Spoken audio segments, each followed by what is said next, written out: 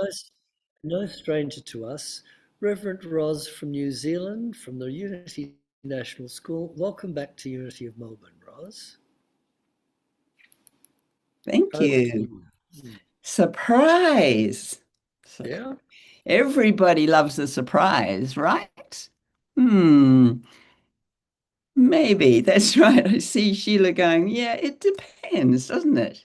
Some surprises are good and some are not so good. I got a surprise the other day. I'd ordered a book to record my trip to the States, and I was thinking it would come in the same size as this. This is what turned up. Big surprise because it cost just as much as the larger size. And it was like, oh, I obviously didn't check things very well there. So surprises are not necessarily something that we welcome. So when I was first introduced to Unity, I was, as some of you know, I was heavily in debt in a very toxic relationship, in a very stressful job. And in fact, I was pretty unhappy in lots of ways. And I came across Edwin Gaines' work and Catherine Ponder's work. And I've based this talk pretty much on some work of Catherine Ponder's, The Dynamic Laws of Healing. So I cut my teeth on the dynamic laws of prosperity. In the dynamic laws of healing, Catherine Ponder's talking about the surprise law of healing. The surprise law of healing. What is it? Well, it's forgiveness. She says that most people don't realize that, in fact, if they bypass this particular law, think they don't need to do it, then they bypass permanent health. Now, my introduction, of course, was around money. And so I read it as, well, if I don't do forgiveness work, maybe I'm going to bypass permanent wealth. Made me think about it. So, I mean, it was a surprise to me to see that there was any relationship between unforgiveness and what was happening in my pocketbook, in my bank account. How could that be? It was a surprise to me to learn that it had anything to do with how our bodies were. If we were experiencing ill health, how could that be anything to do with forgiveness or unforgiveness work? And so, this, for me, this surprise of, well, what's going on here? Really? How is there any relationship to these things? And I sort of searched my mind. I thought, well, I don't have any places where I feel like I've got forgiveness work to do. I've got, well, I was in a toxic relationship. That should have been a clue, I guess. And anytime I was with my dad, we would argue. So there could have been another clue, but on the face of it, I couldn't really see that there was any things that I was holding on to, any resentments that I had. And I think this is quite a common thing for people. When you look at your life, it's hard to think about or remember any resentments that you might have had as a child, for example. How do we know what we decided to pile up in our little resentment bank when we were babies? Maybe those times when we were left to cry. Did that register somewhere? Maybe. I don't know. Maybe the time when you got bowled over, or when my twin brother whacked me over the head with a shampoo bottle, which broke. They were glass in those days. And I still have the scar in my eyebrow. Did I have some resentment towards him? Maybe. I don't know. I don't know the things that maybe I had built up. Maybe you don't know the things that you've built up. But I took on board this idea that if I bypassed this particular law, if I didn't do the forgiveness work, maybe I would then be bypassing permanent health or wealth. So I started a process. I started to do this work, and where to start. I was like, I have no idea where I would start. But Edwin Gaines and Catherine Ponders both basically said, if you're alive, you've got forgiveness work to do.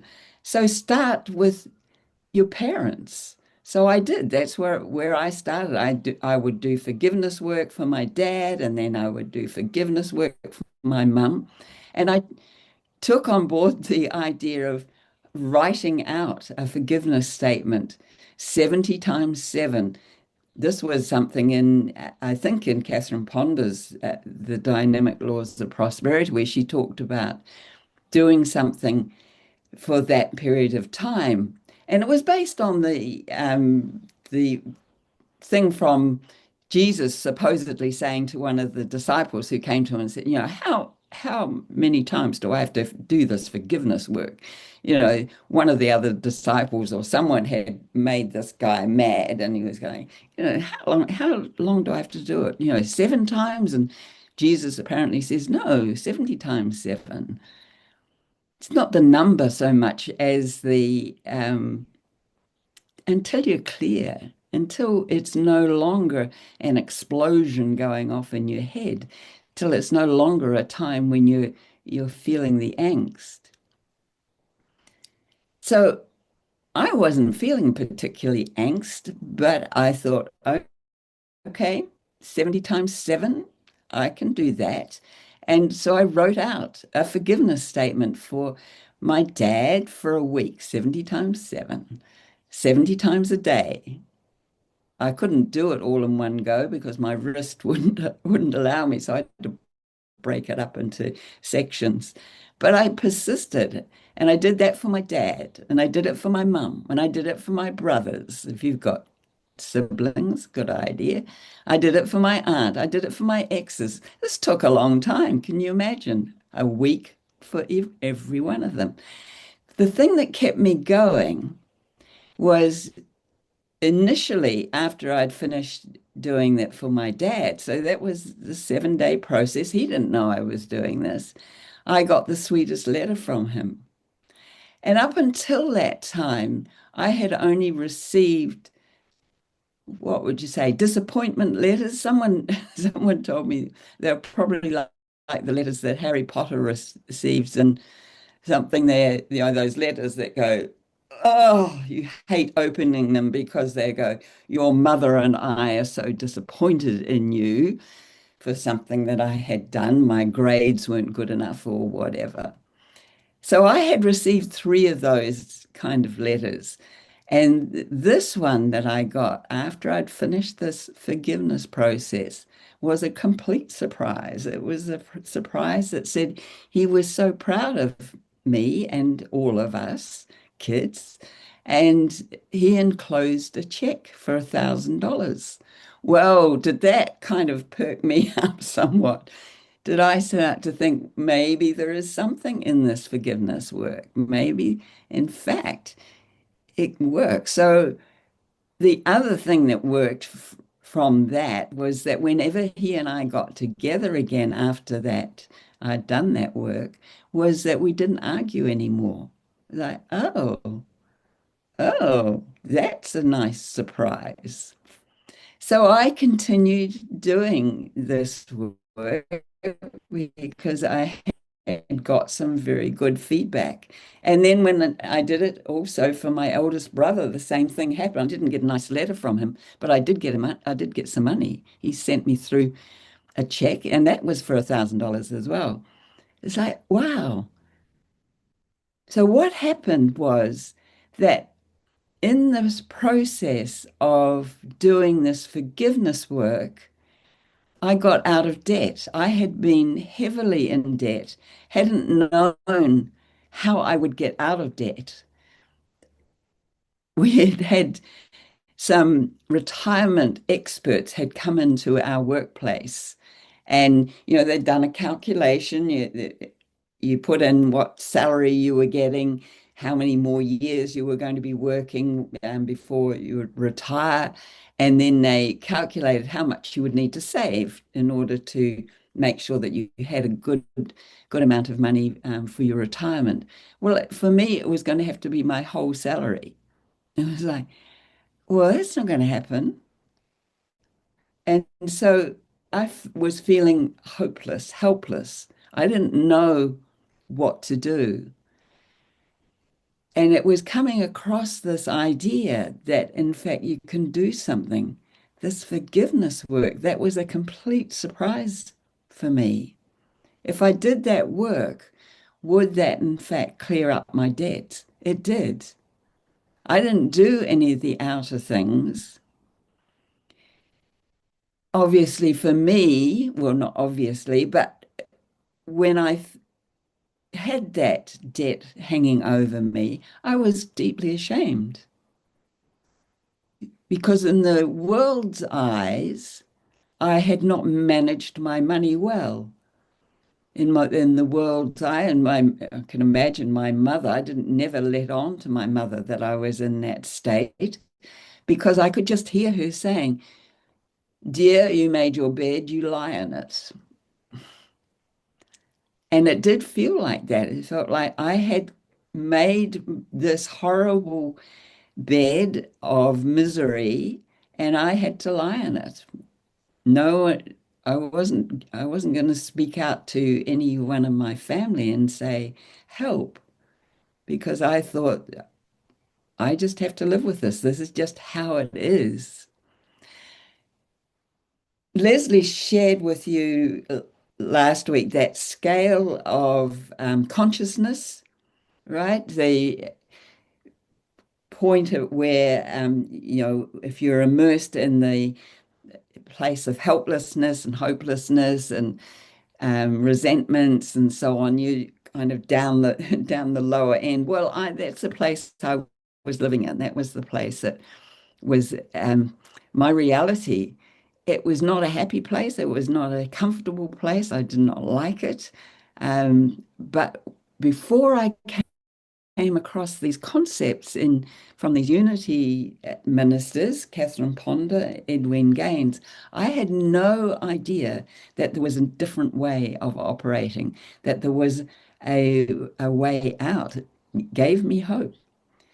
That's the surprise law of healing, the surprise law of healing around forgiveness, doing that forgiveness work, letting go of grievances that I didn't even know I had, letting go of resentment that I was not aware of, letting go of hurts that weren't consciously there in my thinking, but must have been there in my subconscious. In Catherine Ponder's work, she talks about the way that, people have healed themselves of cancers, tumors have dissolved because they've done this forgiveness work. And as they've persisted with it, suddenly the tumor or the lump or something has disappeared. And when you think about it, it's interesting, isn't it? Because uh, these belief systems that we have, our paradigms or whatever, they develop over a period of time. They come because we've had a consistent thought. So, if you're surrounded by things where you're building up a picture of the world.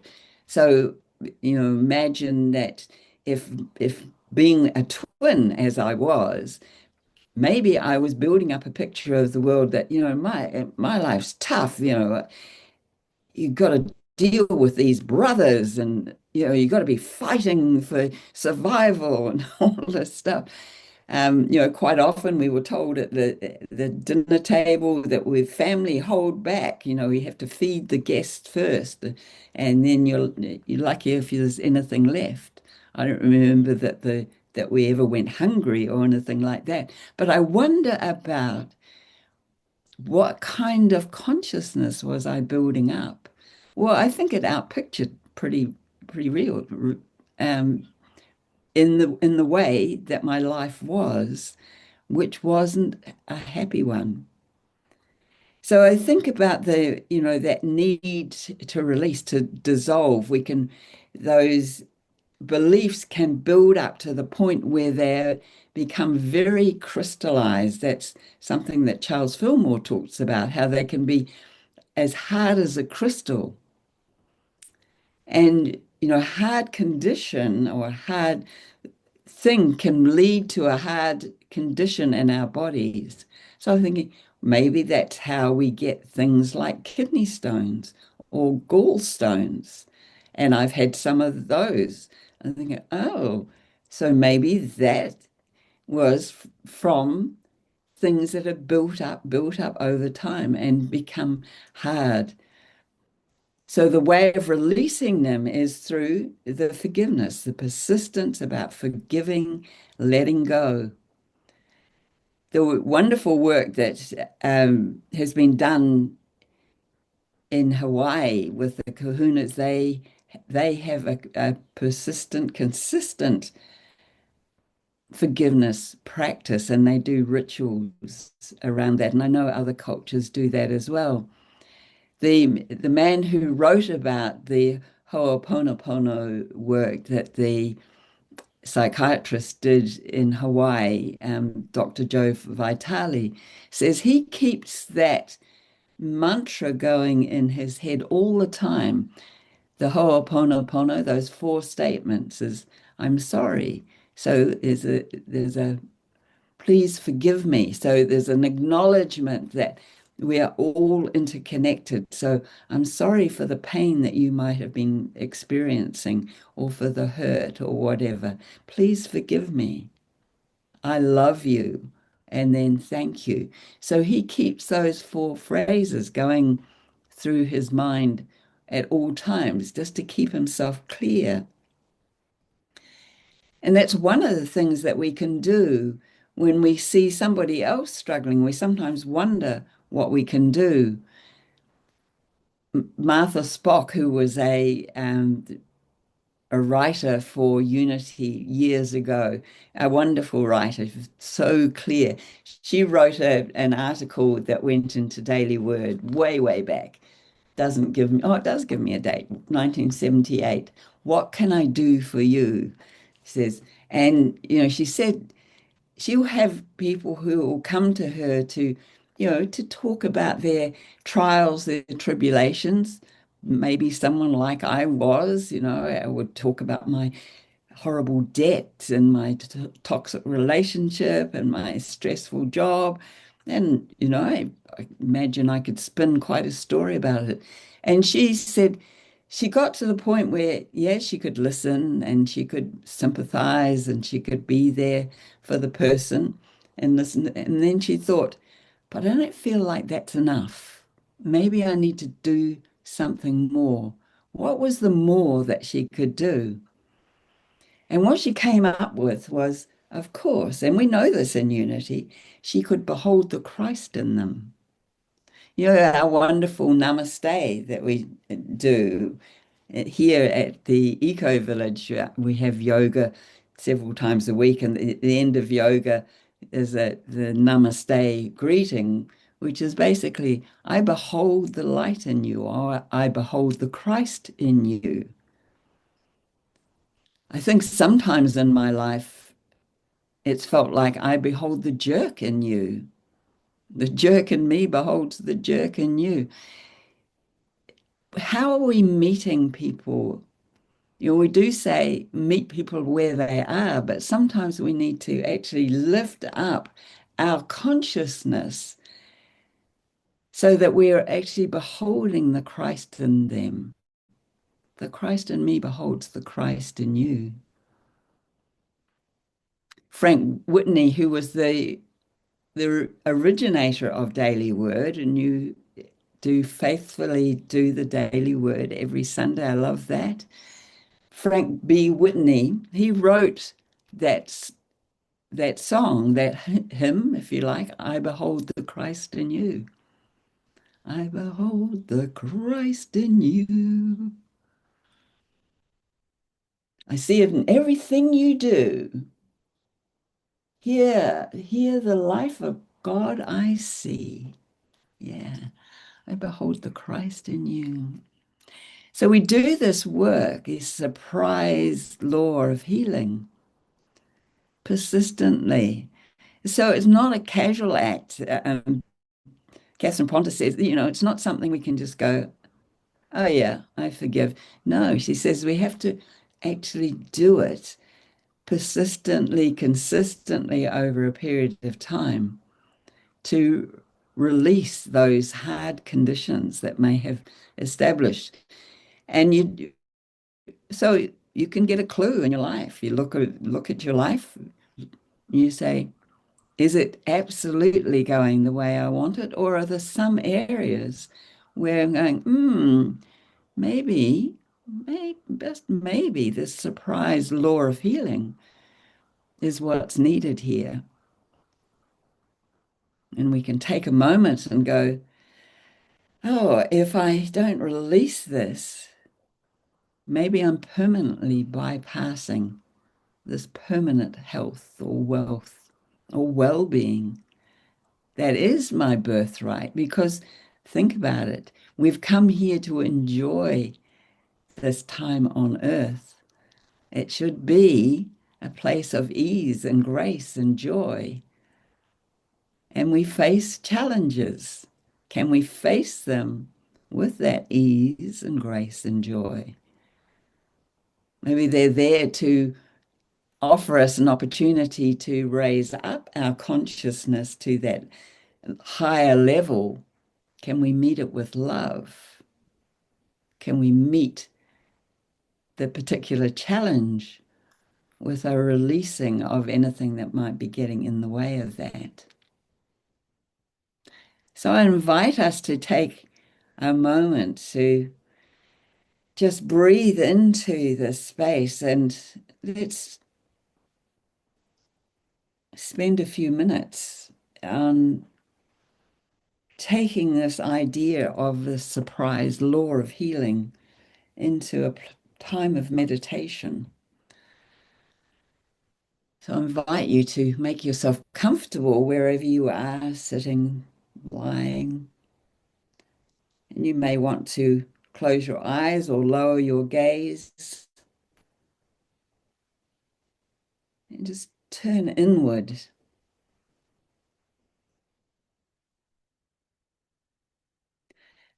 And allow these ideas of release, of letting go, of dissolving anything that might be in your subconsciousness.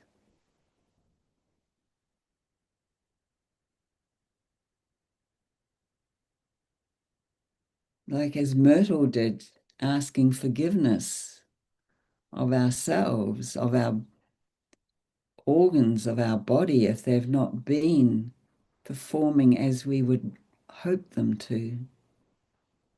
I'm sorry. I'm sorry for any part I've played.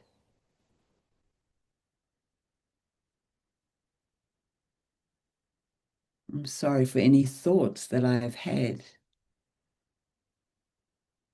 that you are unworthy, that you have hurt me in any way.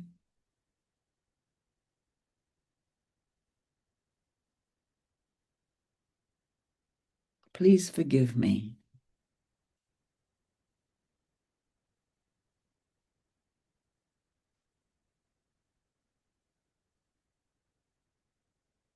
Let us let loose. We release any of those ties that keep us tied to any hurt, any idea that anything is wrong.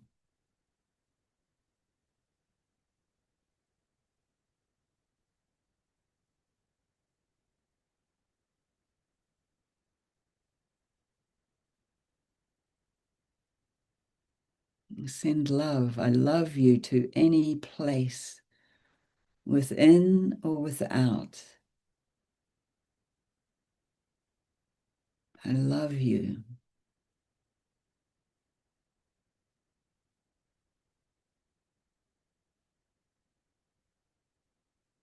And let love do the healing work.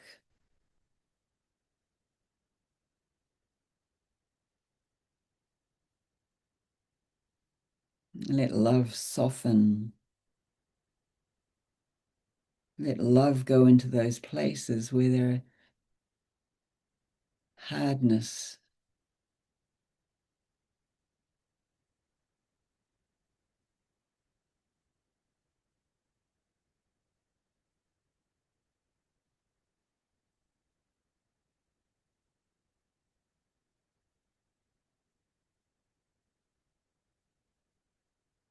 And then thank you. That place of gratitude where we know the work is done.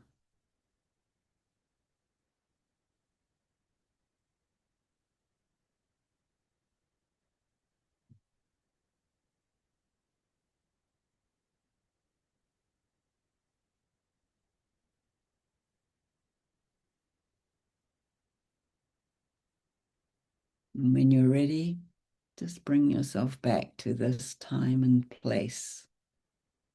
And look at all these beautiful souls that we're seeing on the screen. Send love.